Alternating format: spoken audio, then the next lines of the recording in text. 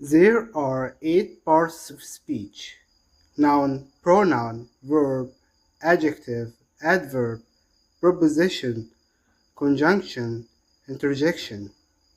Noun, a word for a person, place, or thing.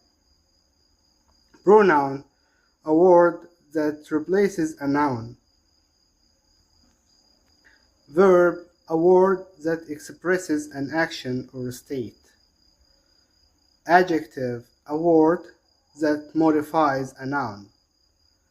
Adverb, a word that modifies a verb, adjective, or adverb.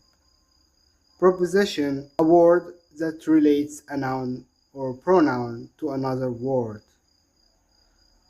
Conjunction, a word that joins word or group of words. Interjection, a word that expresses emotion.